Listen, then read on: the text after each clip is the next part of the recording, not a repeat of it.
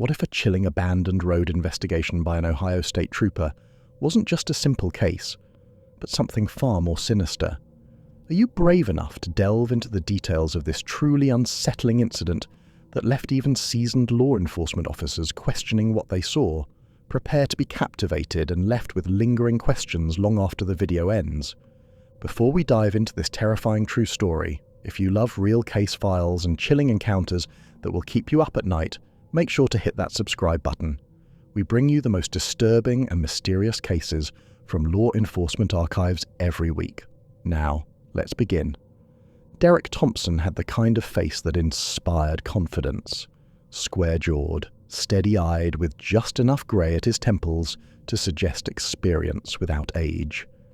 23 years with the Ohio State Highway Patrol had given him that particular brand of calm that only comes from seeing humanity at its worst and still showing up for the next shift.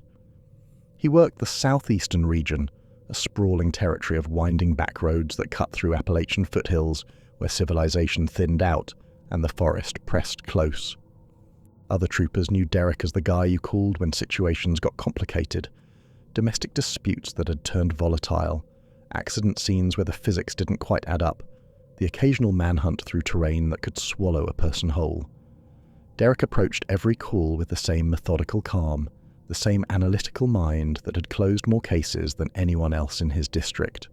He didn't believe in hunches or gut feelings in the mystical sense, but he trusted his instincts the way a wolf trusts its nose. That Thursday evening in November 2019, every instinct Derek possessed was screaming that something was wrong. The Athens County substation was quiet at 9:47 p.m., just Derek finishing his shift paperwork and two other troopers processing a DUI in the booking area. The heater rattled, fighting against November's bite. Derek was looking forward to the 40-minute drive home, the leftover pot roast his wife had promised to keep warm, maybe catching the end of the game if traffic cooperated. Then the radio crackled. "Thompson, you still there?" The dispatcher's voice carried an edge Derek had never heard from Jennifer Martinez, and she'd been working dispatch for 15 years. "Still here, Jen, what have you got?" "Something weird. Got an anonymous call maybe 10 minutes ago about trouble on Old Miller Road. Male caller, sounded scared out of his mind. Kept saying, something's wrong, something's very wrong." Then the line went dead. Derek set down his pen. Old Miller Road, that's been closed since what, 87? 86 or 87, yeah. Here's the strange part. The phone number traces back to a landline. Address comes up as 4737 Old Miller Road. That line's been disconnected since 2003 according to the phone company. Derek felt the first cold finger of unease trace down his spine. Could be kids spoofing numbers playing a prank. Could be, but the voice on the recording, Thompson, I've heard scared before. This was different. This was terror. Real terror. Derek stood, already reaching for his jacket. "I'll check it out. I know that area pretty well." "Want me to send Patterson with you?" Derek glanced at the booking area where Patterson was wrestling with paperwork while their DUI suspect sang off key. "Nah, let him finish up here. I'll radio if I need backup." "Be careful out there." The November night hit Derek like a slap when he stepped outside. That particular Appalachian cold that cuts through layers and settles in your bones. His cruiser's thermometer read 38 degrees. He'd been working this region long enough to know the weather patterns, and something felt off. The air was too still, pressure too heavy, the kind of night that preceded something. Old Miller Road had once been a vital artery connecting small communities through the foothills. Derek remembered his father talking about driving it in the 60s, how it wound through valleys and over ridges, past farms and through tunnels of old-growth forest. Then the highway expansion came in the mid-80s, and Old Miller Road became obsolete overnight. The state closed it officially in 1987, let nature begin its slow work of reclamation. Derek had only driven it twice in his career, both times by accident when his GPS failed and sent him down paths that technically still existed on old maps. The road had been in poor shape even then, a decade ago. Now it would be nearly impassable. As he drove south on Route 32, Derek's headlights cut through darkness absolute. Out here, away from Athens and the college lights, night meant something. No streetlights, no houses, just forest pressing against both sides of the highway like walls of a canyon. The white lines of the road were his only guide through an ocean of black. The fog appeared at mile marker 43. One moment, Derek's visibility was clear for a quarter-mile ahead. The next, grey mist rolled across the highway like something alive, something with purpose. Within seconds, his high beams barely penetrated 20 feet. The fog was dense, almost solid, moving against the wind in ways that violated meteorology. Derek's hands tightened on the wheel. In 23 years, he'd driven through plenty of fog. This was different. This had texture, weight. This felt wrong. His dashboard thermometer began dropping. 38 degrees, 35, 32, 29. A 15-degree plunge in less than 2 miles, and Derek felt every degree through his uniform despite the heater running full blast. Then his radio started dying. It began as simple static, the occasional burst of white noise interrupting the usual dispatcher chatter. But as Derek got closer to the turnoff for Old Miller Road, the static grew thicker, more insistent, and underneath it Derek heard something that made his skin crawl. Voices, not words, not anything coherent, just the cadence and rhythm of human speech, distorted and layered like dozens of people trying to talk through deep water.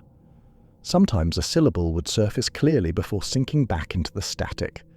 Sometimes Derek could almost convince himself he was imagining it. Almost. He tried his cell phone. No signal. Not unusual this far from town, except Derek knew for a fact that this stretch of Route 32 had decent coverage. He'd made calls from this exact spot dozens of times. The turnoff for Old Miller Road appeared in his headlights like a wound in the tree line.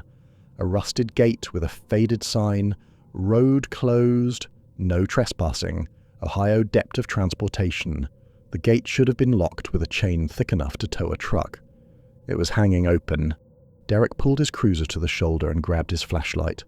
The gate's lock had been cut recently, metal still bright, where bolt cutters had sheared through. Fresh tire tracks cut through mud on the other side, deep treads from what looked like a sedan or station wagon. Recent enough that water hadn't filled them yet. Someone had come through here within the last hour. Derek returned to his cruiser and activated his dash cam. The timestamp read 10:18 p.m. He keyed his radio. "Dispatch, this is Thompson. I'm at the entrance to Old Miller Road. Gate's been forced open, fresh vehicle tracks heading in. I'm proceeding to investigate." Static answered him, thick with those drowning voices that weren't quite voices. "Dispatch, acknowledge." More static, then so faint Derek almost missed it. "Careful." Whether that was Jennifer or something else, Derek couldn't tell. He put the cruiser in gear and proceeded through the gate onto Old Miller Road. The transition was immediate and disorienting. One moment he was on maintained state highway, the next he'd entered another world entirely. The fog pressed closer here, so dense his headlights seemed to die just feet from the hood. Trees crowded the road on both sides, their branches interlocking overhead to form a tunnel. Not the neat corridor of a maintained road, but something organic and suffocating. The road surface had deteriorated dramatically, asphalt fractured into puzzle pieces, weeds and saplings pushing up through every crack. Derek's cruiser rocked and bounced over potholes deep enough to swallow a tire. His speedometer barely crept above 10 miles per hour. The forest here was old. Derek had hunted these woods since he was a teenager, knew them as well as anyone. White oak and maple trees that had been saplings when the Civil War ended, their trunks thick as industrial drums.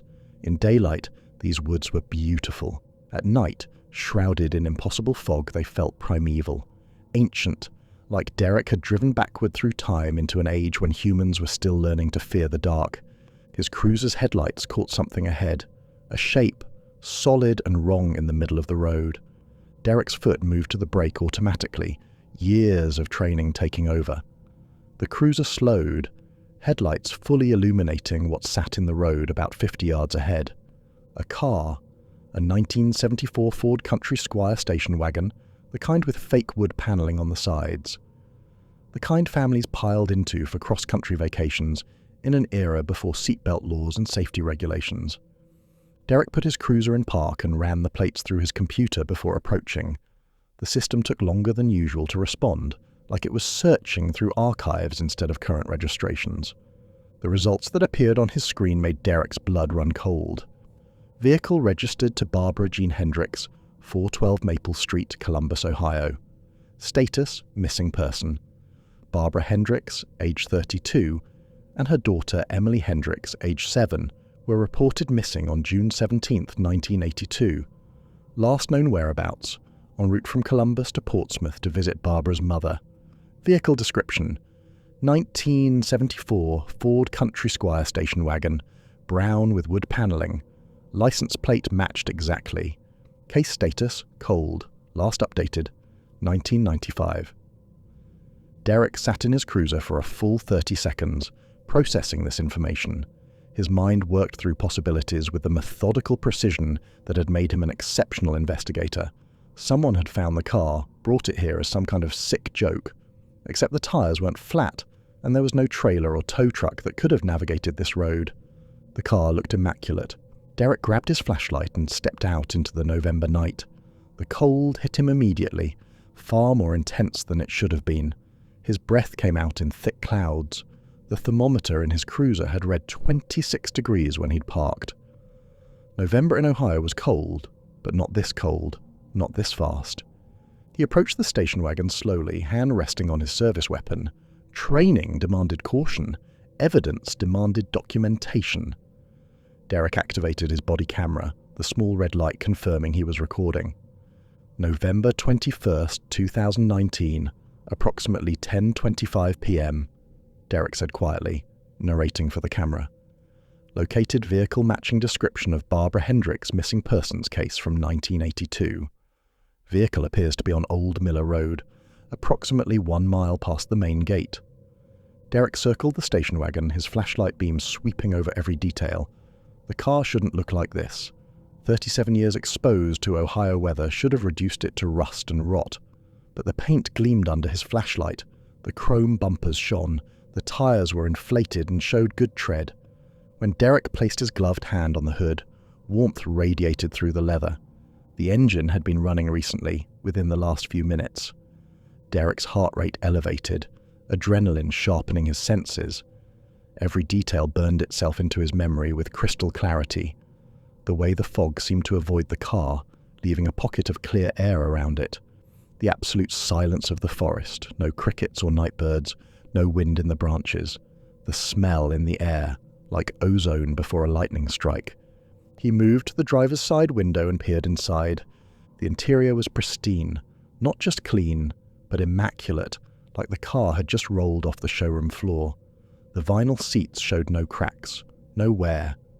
The dashboard was dust-free, and hanging from the rearview mirror was an air freshener, the kind shaped like a pine tree, still releasing scent after 3 decades. The dome light flickered on when Derek carefully opened the driver's door, and the smell that wafted out made his stomach clench. New car smell. Leather and vinyl and that particular chemical scent of fresh automotive interior. Impossible. Keys hung in the ignition, turned to the on position, though the engine was off. On the passenger seat lay a purse, a child's stuffed rabbit, and a road map. Derek carefully photographed everything with his body camera before touching anything. The purse was open, wallet visible inside. Derek used a pen to flip it open. Barbara Hendricks' driver's license, photo showing a woman with feathered hair and a genuine smile. Credit cards from banks that no longer existed. $17 in cash. The rabbit was positioned carefully, sitting upright against the seat back. Well loved, one ear slightly more worn than the other, but clean, like it had been treasured and maintained. The map was what made Derek's hand start trembling. It was a 1982 Ohio road map, the kind gas stations used to give away for free. Creases showed it had been folded and unfolded many times. A route was highlighted in yellow marker from Columbus to Portsmouth, travelling south on Route 23, then cutting east on Route 32. Right through where Old Miller Road used to be the main thoroughfare. Someone had written in the margin, "Mum's house, 3 p.m, don't forget Emily's rabbit."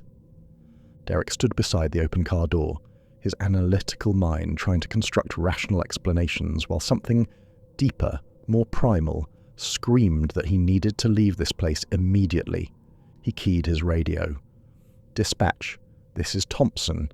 I've located a vehicle matching the Hendricks missing persons case from 1982. Vehicle appears to be in pristine condition. No sign of occupants. Requesting immediate backup and forensics team to my location." Static roared through the speaker, so loud Derek had to turn down the volume. Underneath the white noise, those voices had gotten louder, still unintelligible, still layered, but Derek could hear emotion now, pleading, desperation, fear. "Dispatch, do you copy?" Nothing but static and voices. Derek tried his cell phone again. No signal. The screen showed full battery but 0 bars, even though he should have been picking up at least some emergency coverage. He was alone out here. Training took over. Derek began documenting everything systematically, his body camera recording as he narrated observations. He photographed the interior, the exterior, the tire tracks. Professional detachment helped keep the growing unease at bay. That's when he noticed the other tracks. Footprints leading from the driver's side door into the woods. 2 distinct sets. Adult woman's shoes, maybe size 7 or 8, low heels. Child sneakers, small, probably size 13 or 1. The prints were clearly visible in the damp earth, recent enough that the edges hadn't begun to collapse or fill with water. Derek marked the trail with reflective tags, the kind search and rescue teams used. Bright orange strips he attached to branches every 10 feet, creating a path he could follow back. Standard procedure for tracking through wilderness. The forest swallowed him the moment he left the road. Derek had spent countless hours in these woods, hunting white-tailed deer, tracking suspects, conducting searches. He knew the topology, the vegetation, the way sound carried through the hollows. But this felt different. The trees here were massive, old-growth giants that the original settlers would have seen. White oaks with trunks 8 feet across, their branches spreading like cathedral ceilings. Maples so tall their tops disappeared into fog and darkness. The footprints led deeper into the forest, following what might have once been a game trail. Derek's flashlight beam swept back and forth, keeping the tracks in sight while watching for hazards. Roots thick as his arm crossed the path. Fallen logs, rotted and moss-covered. Sinkholes where the ground had collapsed into underground streams. That's when Derek noticed the trees. Every 10 or 15 feet on both sides of the trail, the massive trunks bore deep gouges. Not natural damage from storms or disease, but deliberate markings. The gouges were deep, cutting through bark into the wood beneath, running vertically down the trunks in sets of 4 parallel lines, like something with claws had raked them. Derek stopped to examine one up close. The wound in the tree was fresh, sap still oozing from the cut. But when Derek shone his flashlight directly into the gouge, the exposed wood wasn't the pale yellow-white of fresh oak. It was black, charred, like something had burned it from the inside out. There was no smell of smoke, no indication of fire, just blackened wood in wounds that should have been bleeding fresh sap. Derek's flashlight flickered. He tapped it against his palm, but the beam continued to sputter. He'd installed fresh batteries that morning, checked them personally. The LED bulb was rated for 50,000 hours. It shouldn't be failing. Then he heard the singing. At first, Derek thought it was his imagination, the mind playing tricks in stressful situations, constructing patterns from random sounds. But as he stood perfectly still, barely breathing, the sound clarified. A child's voice singing in the distance. The melody was one Derek recognized from his own childhood, a nursery rhyme his mother had sung to him. Ring Around the Rosie, an innocent children's game, made slightly sinister by its alleged origins in the Black Plague, but the words were wrong. Ring around the rosy, pocket full of posies. Waiting, waiting. We never leave now. Ashes, ashes, we can't fall down. The voice was clear and high, carrying through the trees with unnatural clarity. Derek tried to determine direction, but the sound seemed to come from everywhere and nowhere, reflected and distorted by the forest. Every instinct Derek possessed was screaming at him to turn back. 23 years of experience, hundreds of calls, situations that had gone bad in every way imaginable, and he'd never felt fear like this. This wasn't the adrenaline spike of a pursuit or the tension of a domestic dispute. This was primal terror, the kind that lived in the oldest parts of the human brain, the kind that had kept prehistoric humans alive by teaching them to fear the dark and the unknown. But somewhere ahead of him, if the impossible was somehow true, was a woman and child who'd been missing for 37 years. Derek Thompson was a lot of things, but he wasn't someone who walked away. He pressed forward, following the footprints and the singing. The trail wound through the forest for what felt like miles, but was probably only a few hundred yards. Time had become elastic, stretching and compressing. Derek checked his watch obsessively. 10:35, 10:37, 10:41. The minutes crawled, but the distance he'd covered didn't match the time elapsed. The singing continued, that same verse over and over, never getting noticeably closer or farther away. Just constant, hypnotic, deeply wrong. The clearing appeared without warning. One moment, Derek was pushing through dense undergrowth, ducking under low branches, following the narrow trail. The next, the forest opened into a perfectly circular space, approximately 40 feet in diameter. Derek stopped at the edge, his flashlight beam sweeping across the impossible scene before him. The clearing shouldn't exist. Derek had hunted this area for 15 years, had studied topographical maps, had walked these woods in every season. There was no clearing here.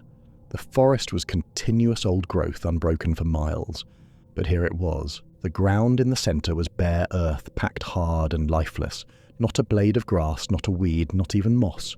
Just grey-brown dirt that looked like it had been poisoned. The clearing formed a perfect circle, so geometrically precise it couldn't be natural.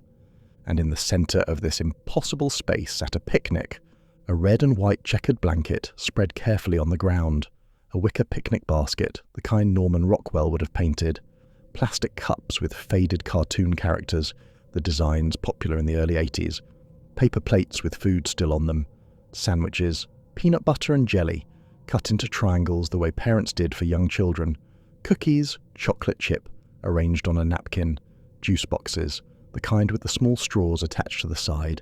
The boxes were sweating condensation like they'd just come from a cooler. Everything was arranged as if someone had just set it out, waiting for a family to sit down and enjoy a meal together. The child's stuffed rabbit from the car sat at one of the place settings, positioned upright like an invited guest. Derek stood at the clearing's edge for a full minute, his analytical mind trying to process what he was seeing. His body camera recorded everything, the timestamp ticking forward. 10:47 p.m. He'd been away from his cruiser for only 30 minutes, but it felt like hours had passed. Time was wrong here, moving at a speed that didn't match his internal clock.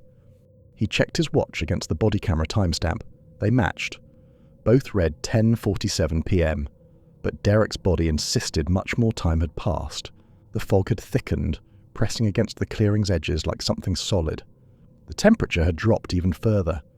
Derek's breath came out in thick clouds, and he could see frost forming on the exposed metal of his flashlight. "We've been waiting for you." The woman's voice came from directly behind Derek, so close he should have felt breath on his neck. He spun, hand moving to his weapon, body camera capturing his sharp movement and elevated heart rate. The clearing was empty. Nothing but fog and trees and that terrible picnic in the center. But the voice on the recording was clear as day, calm and emotionless and utterly wrong. "Mommy says we can't leave until someone comes."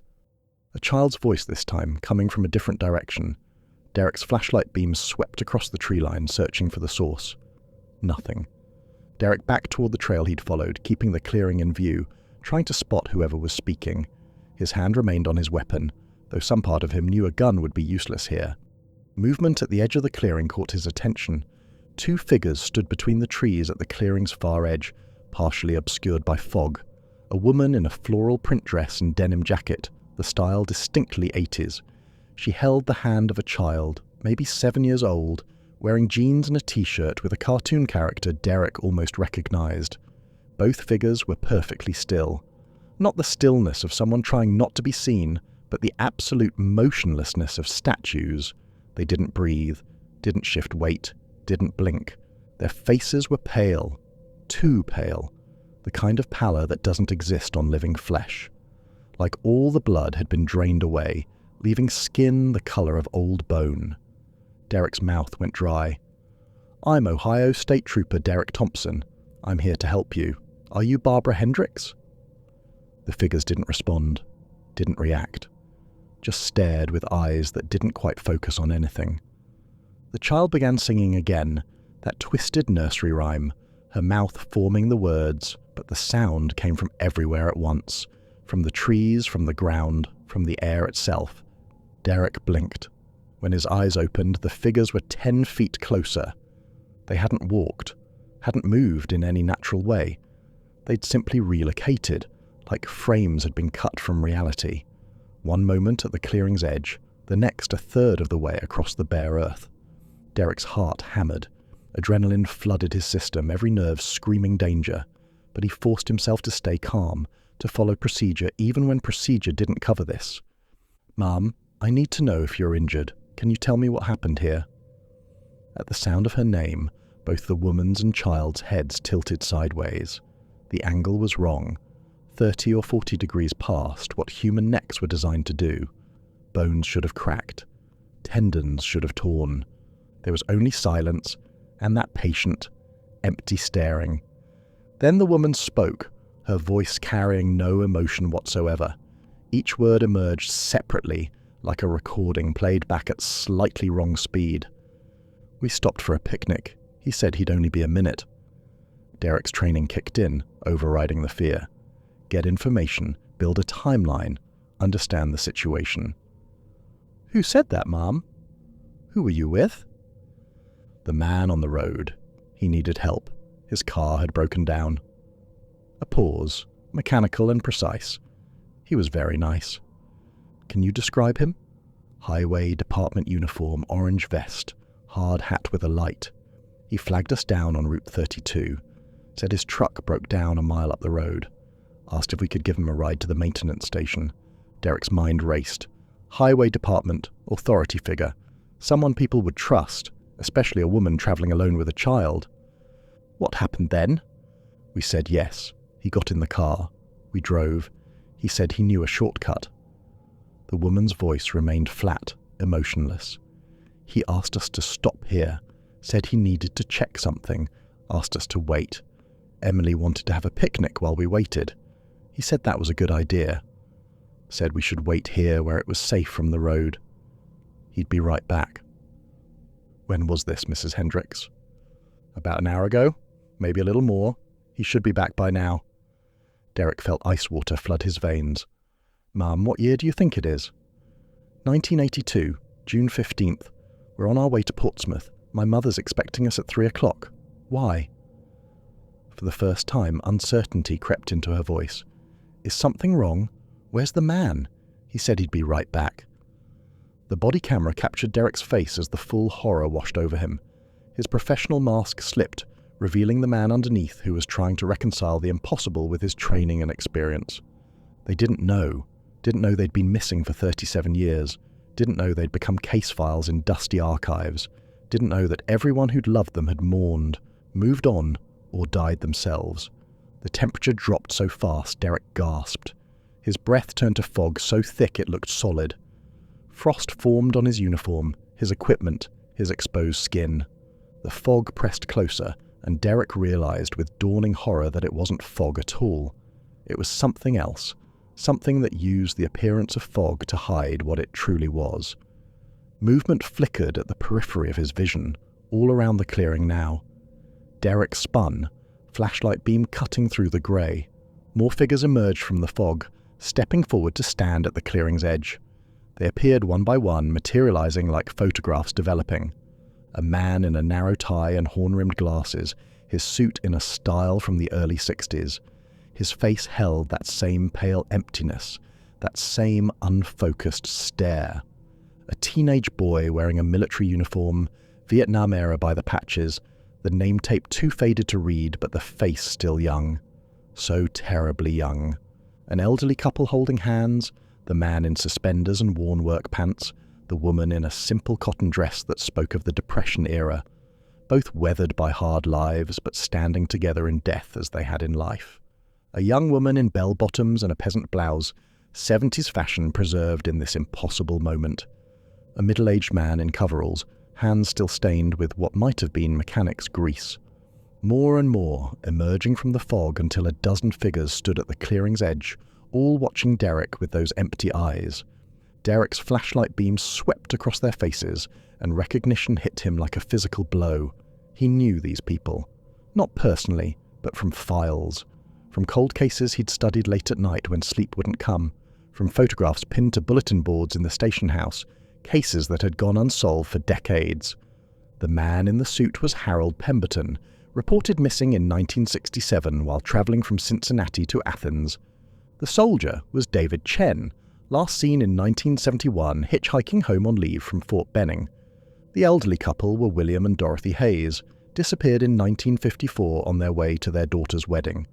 The young woman was Patricia Sullivan, vanished in 1976 after her car was found abandoned on Route 32. All of them missing persons from different decades, all of them unsolved cases. And Derek realized with creeping horror that each disappearance had occurred on or near Old Miller Road, back when it was still the main route through this area.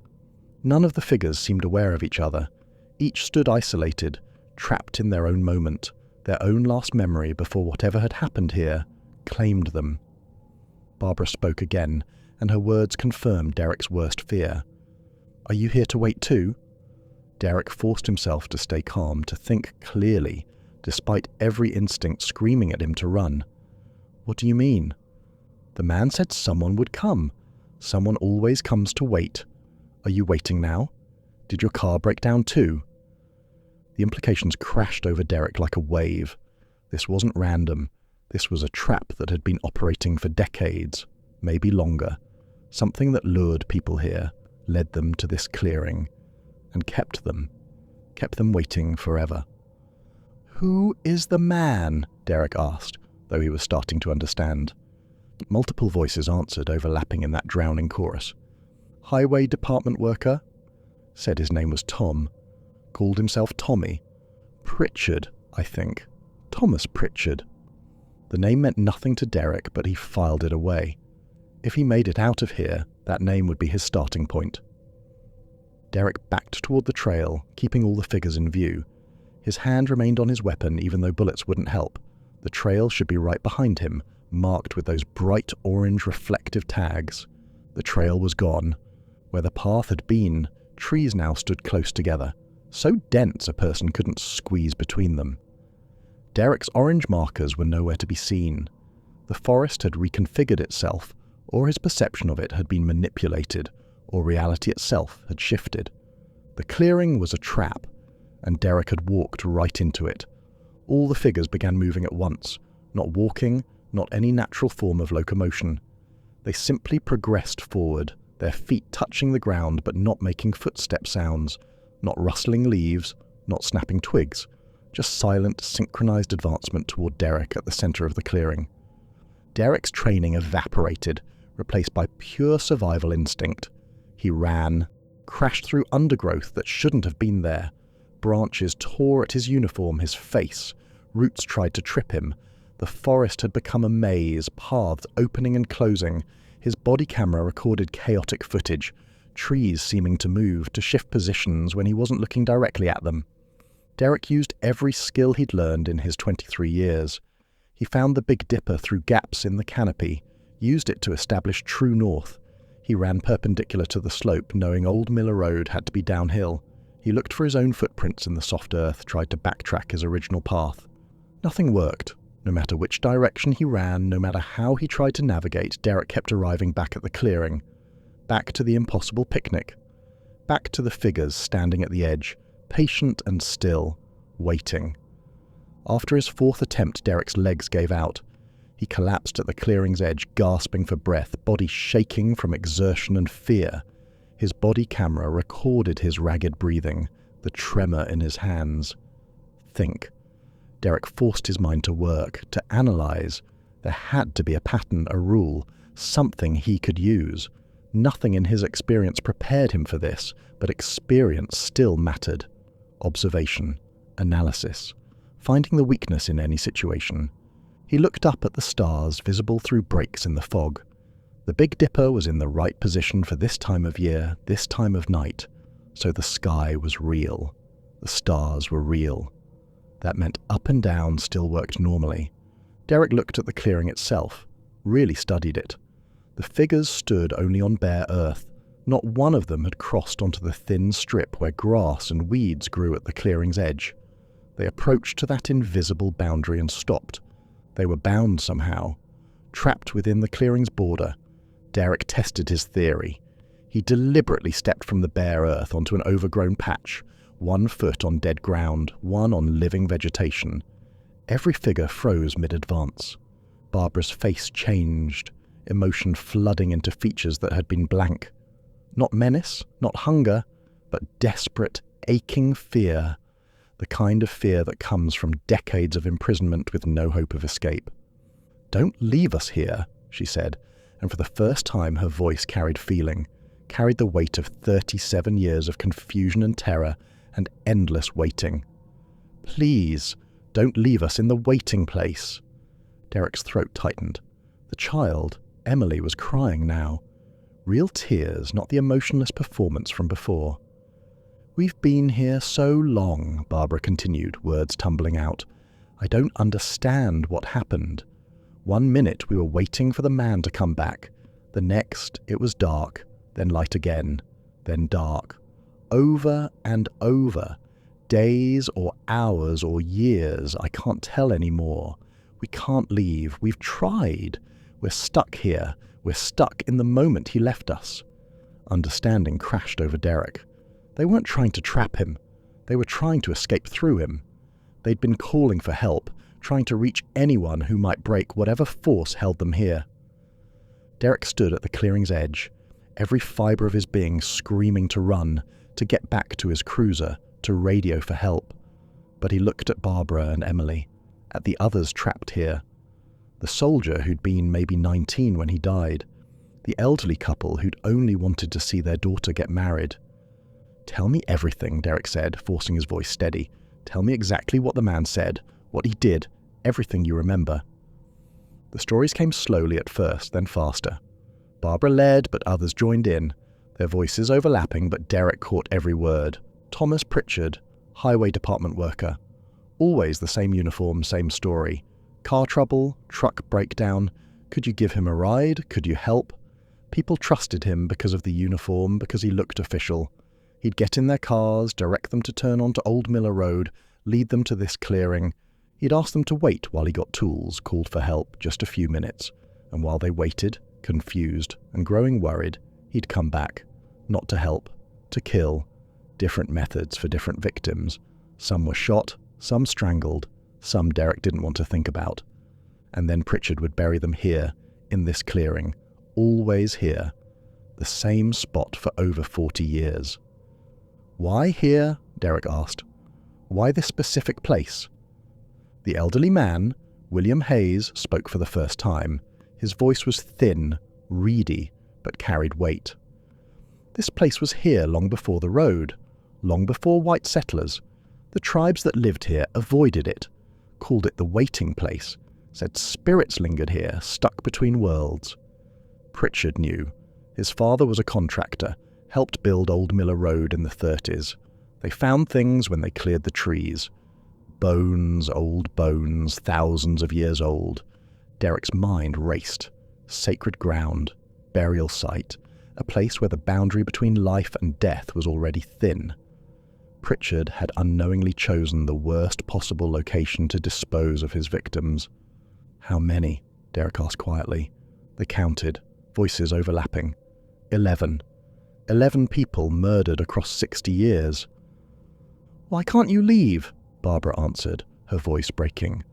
"We're stuck in the moment, in the waiting. He told us to wait, and we're still waiting. Time doesn't move for us. We're always in that last moment before he came back, before he killed us. We're trapped in anticipation that never ends." Derek looked at the ground beneath the picnic, understanding finally clicking into place. The bodies were here, buried in shallow graves, layered atop each other across decades, and their spirits, unable to move past the moment of their deaths, were trapped in an endless loop, held by whatever force had made this ground unholy long before Pritchard ever found it. Derek made his decision. It violated every procedure, every rule. But looking at these people, at Emily who'd been 7 years old when she died, and would be seven forever in this terrible moment. He knew what had to be done. "I need you to step back," Derek said. "All of you. Get as far from the center as you can." The figures looked at each other, then slowly retreated to the clearing's edge. For the first time, they seemed aware of one another. Derek drew his service weapon. The figures tensed, but he wasn't aiming at them. He pointed it at the center of the clearing, at the bare earth where the picnic sat, where he knew the bodies lay buried. "I'm going to make sure you're found," Derek said. "All of you. I'm going to make sure your families know what happened, I promise." He fired 3 shots into the ground. The reports were deafening, echoing off the trees like thunder. Dirt erupted from the impact points, and for a moment Derek saw nothing but flying earth and gunpowder smoke. Then the ground began to crack. Fissures spread from where Derek had fired, spiderwebbing across the bare earth like ice breaking on a frozen lake. The cracks widened, and Derek's flashlight beam caught what lay beneath. Bone. Human skeletal remains, visible through the splitting earth. Multiple skeletons buried at different depths, layered atop one another like archaeological strata. Skulls, rib cages, long bones, all the physical evidence that 11 people had died here and been hidden away like they'd never mattered. The clearing erupted with sound, not screaming, but something far more profound, a collective exhalation, like 11 people breathing out simultaneously after holding their breath for decades. The sound came from the ground itself, from the air, from everywhere and nowhere. The figures at the clearing's edge changed. The emptiness in their faces vanished, replaced by recognition, by awareness, by the simple human understanding that they were seeing reality clearly for the first time since their deaths. Barbara looked down at Emily, really seeing her daughter. Emily looked up at her mother, tears streaming down her pale face. They embraced, and Derek watched as their forms began to change. They became less solid, their edges softening. Light seemed to pass through them, not making them transparent, but giving them a quality like morning mist in sunlight. Real, but not quite present in the same way physical things are present. Emily waved at Derek, a small child's gesture of farewell. Her face held peace now, gratitude, the sweet relief of burden finally lifted. Then she and Barbara faded, dissolving slowly until they were gone completely. Not vanishing, but departing, moving on to whatever came next. One by one, the others followed. Harold Pemberton straightened his tie with dignity, nodded to Derek like a gentleman thanking a host, and faded away. David Chen saluted, military precision even in death, then was gone. William and Dorothy Hayes held hands, looked at each other with the love of a lifetime, and disappeared together. Patricia Sullivan smiled, the first smile Derek had seen on any of their faces, and left the waiting place behind. Each of the 11 found their own way to say goodbye, to acknowledge what Derek had done for them, and each faded into whatever lay beyond, finally released from their endless moment of anticipation and fear. The clearing fell absolutely silent. Derek stood in the center, surrounded by exposed bones, breathing hard. His hands were shaking now, adrenaline crash-hitting him all at once. His body camera had recorded everything, though he suspected the footage would be useless. Then, like a switch being flipped, the world snapped back to normal. His flashlight burned steady, strong LED beam cutting through darkness that was suddenly just darkness. His radio crackled to life, Jennifer's voice cutting through clearly. "Thompson, this is dispatch. What's your status? You've been dark for 20 minutes. Derek looked at his watch. 11:03 p.m. According to his watch and the radio, only 16 minutes had passed since he'd called in approaching the station wagon. 16 minutes that had felt like hours, that had contained lifetimes. "Dispatch, I'm okay," Derek managed. "I need forensics, the coroner, and every available unit at my location. I found multiple sets of human remains. This is a crime scene, multiple homicides." "Copy that. Units are rolling. Are you in danger?" Derek looked around the clearing. The fog was dissipating, normal November mist instead of that oppressive presence. The temperature was rising, back to the low 30s where it should be. The forest was just forest again, no malevolence in the shadows. "No," Derek said, "I'm not in danger anymore." The trail back to Old Miller Road appeared clearly now, marked with his orange tags exactly where he'd placed them. Derek followed it easily, found his way to the station wagon. The car had changed, or rather, it showed its true age now. Rust consumed the panels, windows were shattered, interior thick with leaves and rot. The pristine 1974 station wagon had become the derelict hulk it should have been all along. Reality had snapped back into place. Backup arrived within 20 minutes, 3 patrol cars and an ambulance. The officers looked shaken by Derek's appearance, mud-streaked and pale, eyes too wide. But he led them to the clearing, and in the harsh light of portable generators and crime scene equipment, the space looked mundane. Just a circular patch of bare earth in the woods. Nothing supernatural, nothing impossible. Just ground that wouldn't grow anything. But when forensics began their work, carefully excavating the exposed remains, they found exactly what Derek had described. 11 sets of human remains at various stages of decomposition spanning decades. Some were nearly complete skeletons, others showed more recent decay. The investigation that followed was the largest in Pike County history. Dental records and DNA analysis identified all 11 victims. The files matched missing persons cases stretching back to 1954. The investigation led to Thomas Pritchard's name within 48 hours, a Highway Department employee who'd worked the area from 1947 until his retirement in 1982. He died in 1983 at age 70, never suspected of anything. His house, abandoned since his death and scheduled for demolition, yielded a treasure trove of evidence. Personal effects belonging to the victims, carefully catalogued and stored in his basement. A journal detailing his crimes with clinical precision, dates and methods and locations. Maps showing where he'd encountered each victim, all on or near Old Miller Road. Pritchard had been a prolific serial killer operating for over 40 years, and no one had ever suspected. The Highway Department uniform had given him authority, access, opportunity. He'd preyed on stranded motorists, people who'd trusted him because of what he wore. And he'd buried all of them in the same clearing, never knowing that the ground itself would hold their spirits in eternal imprisonment. 11 cold cases closed in one investigation. 11 families who finally got answers, who could bury their loved ones properly after decades of uncertainty. Derek's body camera footage was a different story. The technical department examined it extensively, brought in experts from Columbus. The footage was corrupted beyond any repair. Digital artifacts and signal degradation that made no technical sense. Only the audio survived, and that audio was disturbing. Derek's voice, clear and professional, narrating his observations. The sound of gunshots.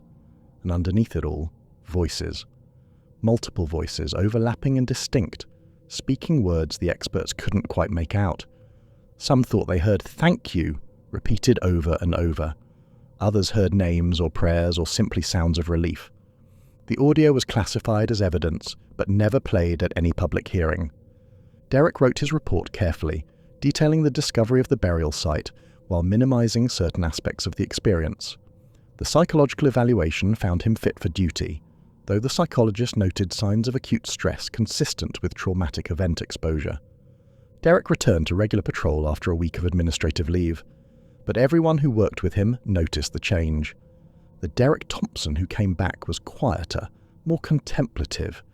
He'd always been the calm one, the rational investigator who approached every situation analytically.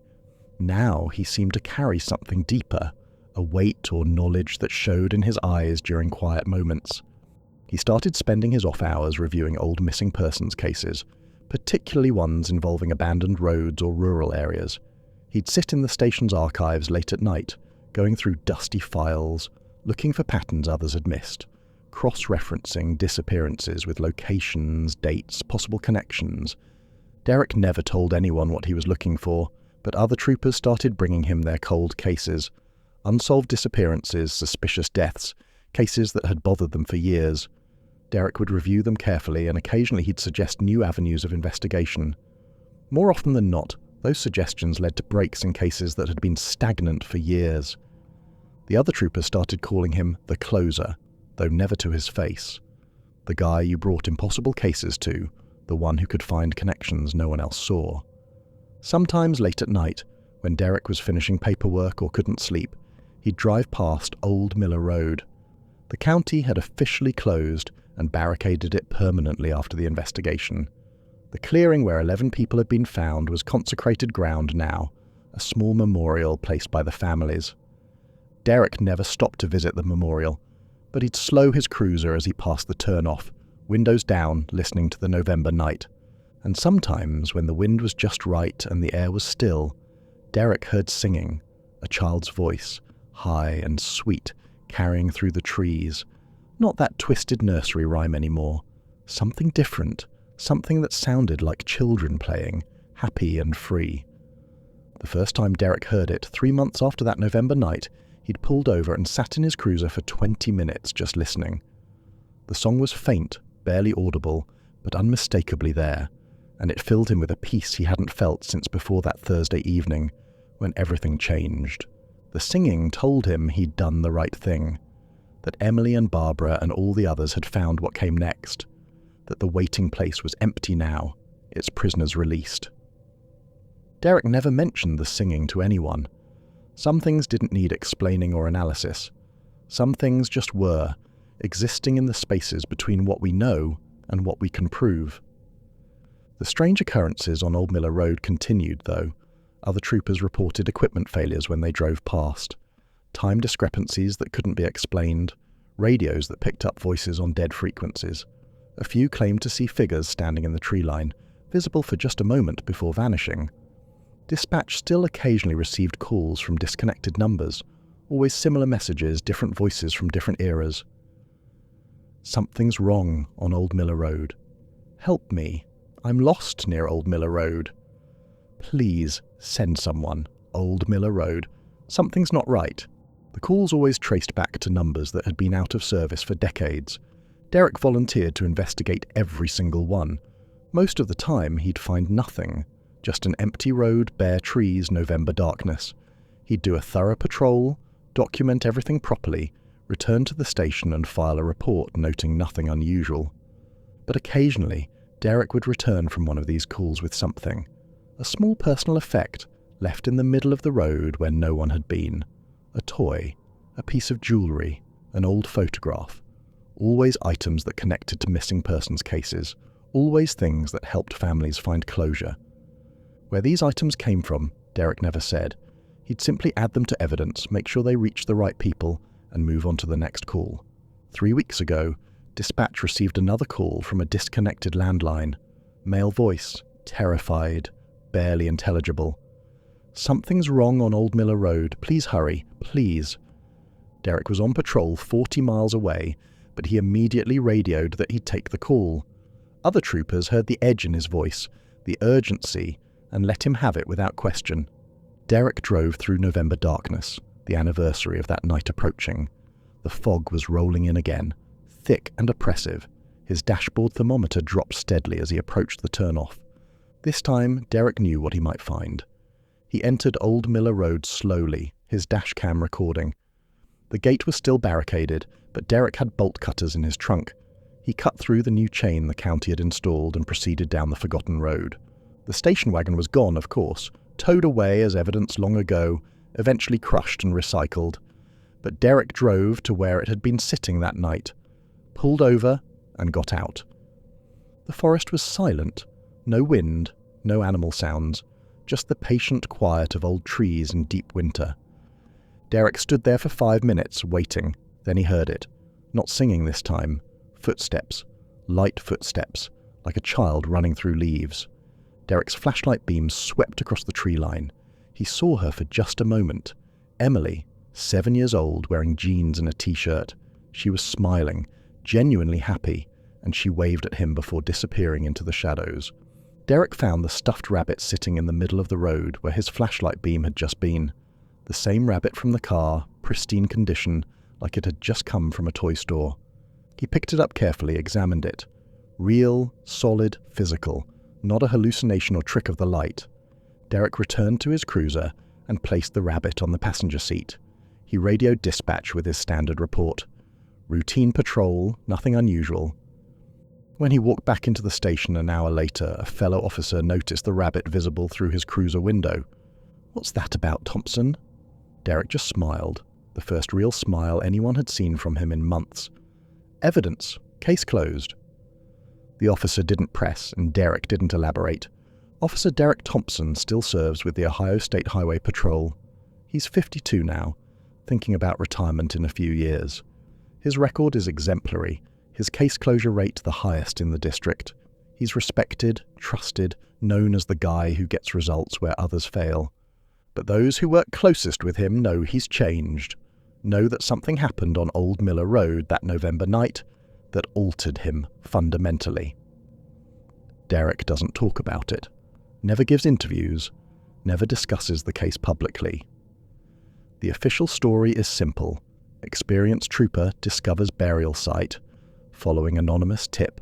Standard investigation closes multiple cold cases, clean, rational, explainable. The truth is something Derek carries with him, heavy and profound. The knowledge that reality is thinner than we think, that the spaces between life and death can trap the unwary, that some places exist outside normal time and space. But Derek also carries the knowledge that sometimes, with courage and compassion, those trapped can be freed. That even in the darkest places, even in waiting places where hope has died, redemption is possible. The memorial on Old Miller Road bears 11 names now, 11 people who disappeared across 6 decades. Their families visit sometimes, leaving flowers, sitting in quiet remembrance. The clearing itself is fenced off, left undisturbed, allowed to return to nature. But the story of what happened there lives on in the quiet conversations between state troopers working late shifts, in the warnings veteran officers give to rookies about strange calls on abandoned roads, in the understanding that sometimes the job requires more than training and equipment and procedure. Sometimes it requires faith in things we can't explain. Derek keeps the photograph on his desk at home, not at the station. It's a picture from the memorial dedication, all 11 victims' families gathered together, sharing grief and relief in equal measure. They thanked Derek personally, each of them, for giving them closure after so many years. What they didn't know, what Derek would never tell them, was that he'd given their loved ones something more valuable than closure. He'd given them release from eternal imprisonment. He'd broken the cycle that had held them trapped between moments. And sometimes, late at night when Derek can't sleep, he thinks about that clearing, about Barbara and Emily and all the others, about Thomas Pritchard and the evil that men do, about the old places that hold power we've forgotten how to name. Mostly, he thinks about the singing, about Emily's voice carrying through November trees, happy and free, about the wave she'd given him just 3 weeks ago, the smile on her face that spoke of peace finally found. Derek Thompson knows things now that most people will never know. He's seen the thin places where reality bends, where time loops back on itself, where the dead linger because they have no choice. But he's also seen what lies beyond those places. He's witnessed the moment of release, the look on the faces of those finally free to move on. He's heard the gratitude in voices that had no hope left. And he knows, with a certainty that goes beyond logic or evidence or anything he can prove, that he did the right thing that November night. That sometimes the rules exist to be broken when breaking them means setting captives free. The story of Old Miller Road is officially closed.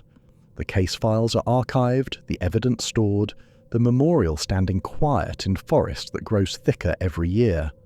But for Derek Thompson, the story continues. Every time he takes a call about a strange occurrence on a forgotten road, every time he investigates a missing persons case that doesn't quite add up, every time he hears that distant singing on November nights when the fog rolls in, some places never truly let go of the darkness that infected them, but sometimes, with courage and compassion and a willingness to see beyond what's rational, that darkness can be pushed back. And sometimes, just sometimes, the lost can find their way home. Derek Thompson knows this, lives with this knowledge every day, and when the next call comes, the next impossible situation on the next abandoned road, he'll be ready. Because that's what he does now. That's who he's become. The man who stands between the living and the waiting place. The one who refuses to let the lost stay lost. The closer. They reached a junction point where dozens of neural pathways converged. Voronov could see bioelectrical impulses running along them, carrying information. This was important. This was vital to the ship's function. The figure began placing explosives. The devices were unlike anything in Imperial arsenals, cylindrical, covered in digital readouts and strange markings. The figure worked quickly, placing charges at key neural junctions. "Margos," Voronov said, "do you have anything that can help?" Calyx was already moving. "The Valkyrie still has 4 missiles in its launch tubes. I can repurpose them as demolition charges. Do it. Fast." They worked frantically. Calyx's mechadendrites moved with inhuman speed, reprogramming missile guidance systems into simple timers. Voronov placed charges at what looked like major blood vessels, at neural nodes, at anything that seemed structurally important. The antibody organisms kept coming. The figure held them off, its weapons never stopping.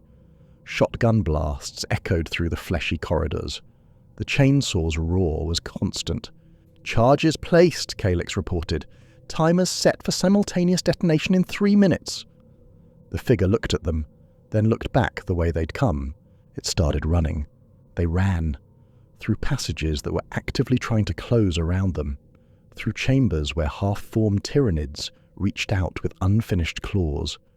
Through corridors that seemed to scream as the bioship's immune system went into overdrive. Behind them, they could hear something. A sound like a whale singing, but wrong. Alien. The hive mind knew what they'd done. It was trying to stop them. Walls of flesh grew across their path. The figure didn't slow. It crashed through them with brute force, chainsaw carving a path. They reached the crash site. The Valkyrie was still there, more damaged than before, but potentially functional. "Can this thing even fly?" Kovar asked. The figure was already in the pilot's seat. The engines coughed, sputtered, died. The figure tried again. The engines caught. Barely. The Valkyrie lifted off the ground, wobbling dangerously. They shot toward the hangar opening. Behind them, the bioship's interior was going haywire. The walls were convulsing. The antibody organisms were swarming toward them. They cleared the hangar just as the charges detonated. The explosion was catastrophic. Every charge, every repurposed missile, every piece of explosive they'd placed detonated simultaneously at key points throughout the bioship's nervous system. The shockwave hit the Valkyrie and threw it forward like a toy. Voronov was slammed against his harness hard enough to break ribs. His vision went dark. He couldn't breathe. When his vision cleared, they were falling. The Valkyrie's engines were dead. They were in a barely controlled descent, the ground rushing up to meet them. The figure fought with the controls, coaxed the dying aircraft into something resembling a glide. They hit the ground hard, skidding across the ruins of what had once been a residential district. The Valkyrie's hull screamed as it tore through rubble. They came to a stop against a collapsed hab block. Voronov forced open the side hatch and fell out onto Rockcrete. He lay there for a moment, staring at the sky. The bioship was dying. It writhed in the upper atmosphere like a dying whale. Neural controls severed. Its body was shutting down. Atmosphere vented from massive ruptures in its hull. Partially formed organisms were expelled into the void, freezing instantly. The ship began breaking apart, 8-kilometer chunks of bioengineered flesh falling toward the planet. One massive piece fell nearby, impacting with enough force to register on seismographs across the continent. "We did it," Kovar whispered. She was lying next to Voronov, staring at the same sky. "Emperor's mercy, we actually did it." On the ground, the remaining Tyrannid organisms were going feral. Without synapse control, without the Hive Fleet's coordination, they lost all semblance of order. Hormagaunts attacked termagants. Warriors turned on smaller organisms. The swarm was consuming itself. Across the planet, Imperial forces saw their chance. Tanks emerged from hiding. PDF soldiers came out of bunkers. The counteroffensive began. Voronov forced himself to sit up. Every movement was agony. He looked for the figure. It had climbed out of the Valkyrie and was standing on top of the wreckage, looking at the chaos, at the dying bioship, at the feral tyrannids tearing each other apart. Then it started walking, not toward safety, toward the nearest concentration of feral organisms. "It's still fighting," Volkov said. "We won. The planet's saved, and that thing is still fighting." Voronov watched the figure disappear into the ruins. He could still hear it, the roar of its shotgun, the scream of its chainsaw. "It's not fighting for us," Voronov said quietly. "It never was. It's fighting because that's what it does. That's all it does." 5 days later, Inquisitor Gregor Valdane arrived with a full Ordo Xenos investigation fleet. Valinor's rest had been secured. The feral Tyranids had been hunted down and exterminated. The orbital debris from the destroyed bioship had been catalogued. The surviving population was being evacuated. 7 million dead. 3 major cities reduced to biomass. Entire continents scarred by digestion pools. But the Tyranid threat had been eliminated. Voronov stood before Valdane in what remained of the planetary command center. The Inquisitor was a tall man, his face scarred from decades of fighting Xenos threats. His eyes were the cold grey of someone who'd seen too much and believed too little. "Tell me everything," Valdane said. Voronov did. He started with the portal and ended with the bioship's destruction. He left nothing out. Every detail, every kill, every impossible thing the warrior had done. Valdane listened without interruption. When Voronov finished, the Inquisitor was silent for a long moment. "This warrior," Valdane said finally. "You never learned its identity, never saw its face." "No, sir. It never spoke, never removed its helmet. It allowed us to follow, but it never acknowledged us as allies." "And the portal?" "Still active, deep in the mining tunnels." Valdane nodded slowly. "Show me." They descended into the tunnels, past collapsed sections, past dried ichor and scorch marks, past places where the rock had been melted by weapons that shouldn't exist. The cavern was exactly as Voronov remembered, and the portal was still there, still pulsing with that crimson and emerald energy that hurt to look at. Valdane approached it carefully. He pulled out scanning equipment, ran every test in the inquisitorial arsenal. Finally, he lowered his instruments. "I've been an Inquisitor for 43 years, Valdane said quietly. "I've seen Necron phase technology, Eldar webway gates, chaos rifts that lead to places that shouldn't exist. This is none of those things. This is something else entirely." "Sir, the warrior—" "I know," Valdane interrupted. "It's returning." Voronov heard it before he saw it. The heavy footsteps, the clink of weapons against armor. The figure emerged from the tunnel entrance. It was covered in fresh ichor. Its armor was more damaged than before, deep gouges showing where even that miraculous material had been tested. But it was walking steadily, weapons secured. Voronov stepped forward. He had to know. One more time. One last chance. "Who are you?" he asked. "Please, where did you come from? Why did you help us?" The figure stopped, turned to face him fully. For a long moment, nothing happened. Then the figure reached to its armor and detached something, a spent shotgun shell, larger than any Imperial weapon would use.